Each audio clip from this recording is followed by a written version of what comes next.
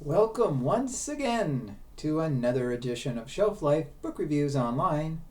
Hopefully, if you're watching this on YouTube, you have already subscribed to my Shelf Life Book Reviews channel.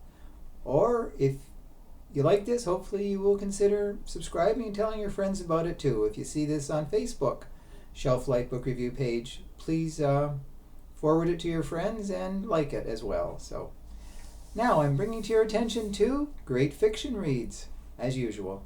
The very first book is The Stolen Hours by Alan Eskens. This is published by Mulholland Little Brown, and it retails for $37. This is book 3 in the Joe Talbert series, but the ironic thing is we really don't see much of Joe Talbert. He is the boyfriend of Lila Nash, who is a legal assistant for the Hennepin County Law Office in Minnesota.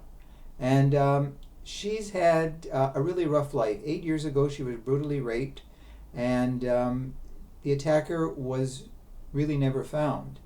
Now, what we are dealing with, or what she is dealing with, there are women who have been drugged, sexually assaulted, and thrown in the river while they are in a drug state, and of course they drowned. Now, there's one woman who has survived this. She was thrown in to drown, and she is the only living witness to the man who has created these horrible crimes. Now, the police capture a man. His name is Gavin Spencer. And he is, we know early on that he is actually the killer. So, there's no big suspense, there's suspense to the book as to whether he's going to be convicted. But anyways, Lila is starting to wonder if he is the man who 8 years ago, that he was the one who assaulted her. So there's some interesting aspects. In the police lineup, Gavin Spencer's main problem, why he is actually found, is because he has a terrible lisp. And when he's asked to say a few words, his lisp is very noticeable, and that's when they think that's the man, because he lisps very badly. So anyways, he's sent to jail, and he is beaten up in jail because there's people there who have had people who were attacked by him, and it's a very complex story, really. And so as we find out, he's actually Lila must deal with her prosecutor in the office, Frank Dovey. He has it out for her, and he's not a friendly person. He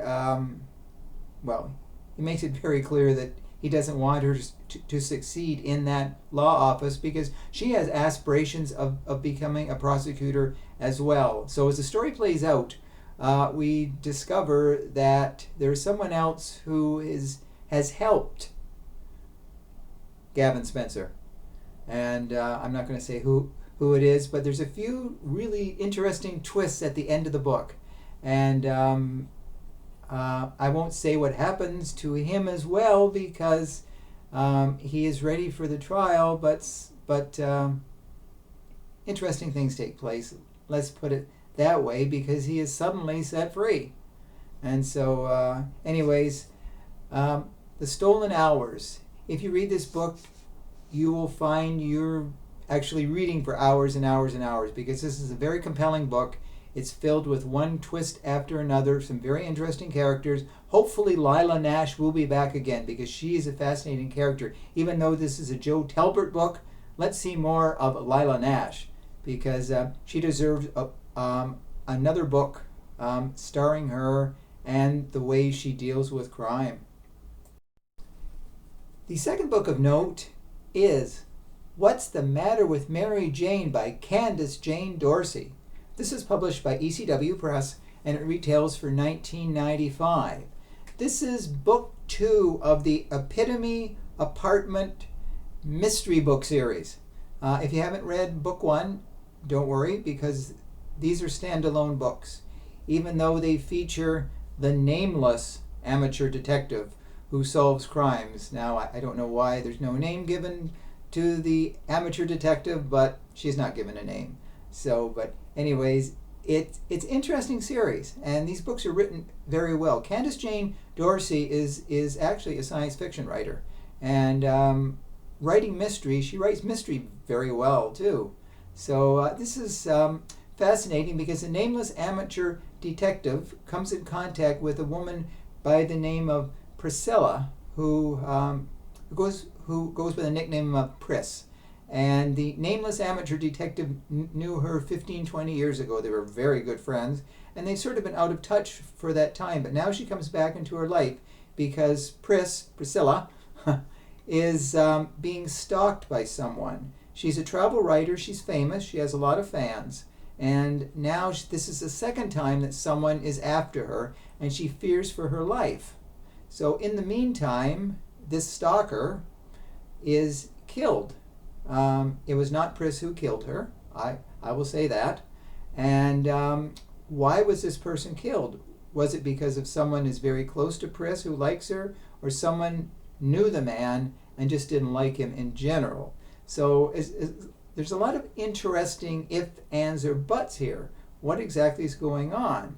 Now, also in the book is a character by the name of Bunnywit.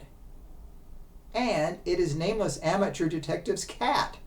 And it goes meow, meow all the time. So the nameless amateur detective, I wish I had a name to give her, but all we can call her is nameless amateur detective. She often consults with her cat when she has a lot of questions that are puzzling her. And Bunnywit always answers with meow, meow. And you can say Bunnywit really steals the show because it's a fascinating character. Even though Bunnywit does not help solve crimes, it helps a nameless amateur detective with any decision she has in life. So there's some interesting twists, very interesting characters in this book.